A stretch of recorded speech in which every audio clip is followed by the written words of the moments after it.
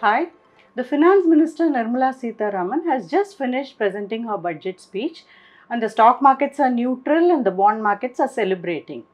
So let's catch up with Business Line's editor Raghuvir Srinivasan to gain his impressions of this budget. So the speech is done and dusted. What's your impression of the budget? Interesting question, Aarati. It is, I would say, characterized by three C's. Okay, conservatism, continuity, and confidence. Okay. So I'll explain each of these. Conservatism, of course, fiscal deficit. This government has always been committed to keeping the fiscal deficit low, and the last year's projection was 5.9% for FY24. They bettered that by a small margin. It's 5.8%, and the next year's projection is 5.1, and that sticks to the glide path for fiscal deficit of 4.5 by FY26.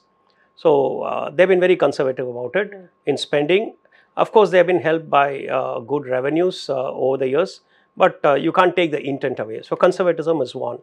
Next is continuity. This budget, if you look at the last 4 budgets, it's a continuous process where there's been no jerks along the way, and they've always been committed to fiscal conservatism. They have been committed to reform, and they have always spoken loudly about their commitment to farmers, to the poor, and that kind of stuff. So it is a continuous process, and this budget fits into that realm. And confidence. Now, confidence comes from the fact that in an election year, you would have expected this government to come up with at least one populist measure. Right. Like 2019 in the interim budget, this very same Narendra Modi government came up with the PM Kisan. But this time they kept away from making any populist moves, which probably to me seems like an indication of their quiet confidence that we will come back. Right.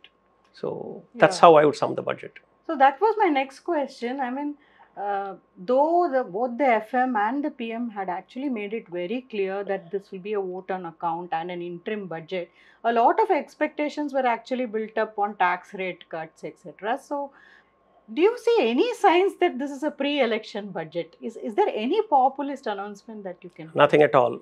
If someone were to be parachuted from a different planet into India and then asked whether this is an election budget, he'll say no, because there's nothing at all that is election related. If anything, it's election related in the sense that they are being very conservative to make sure the macro numbers look good.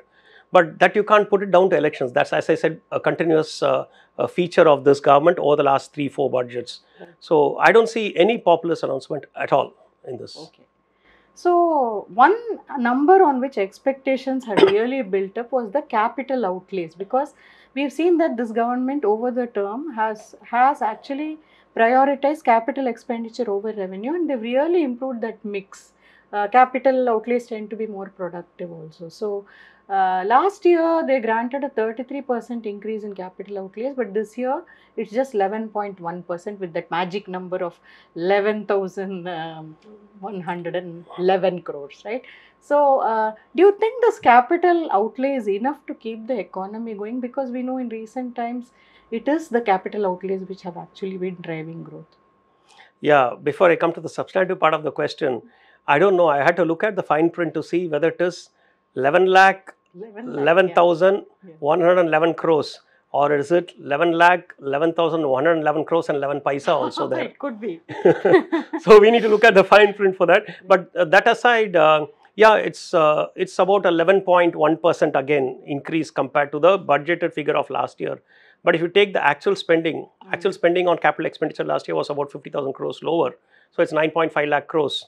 So on that, this is a 17% increase, which I would think is very good, because as you go up the scale, you can't keep giving 30% growth rates always. So the rate will have to come down. 17% given the fact that they have to stick to fiscal deficit of 5.1%.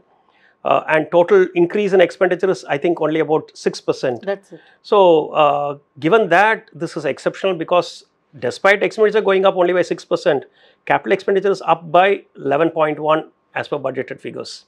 So I think it's pretty good going. Also, the second factor is you should remember that you can't expect the government to always keep pushing capital expenditure. the private sector has to now pick up the ball and run. They had a good run in the last year, year and a half. So time they started showing some of their animal spirits. Yes, and they've been given a substantial cut in tax rates 4 years ago. So let them sort of... Exactly. They've been given enough concessions and more. Right. So now time to show their commitment to the national cause. Right. Given that this is a pre-election budget and they also seem fairly confident of returning for a third term, what is the political intent or messaging that you read from this budget in terms of what this government will carry forward in the next term?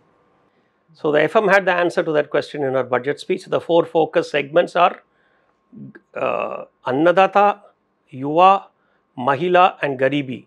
So these are the 4 segments that this government is going to target.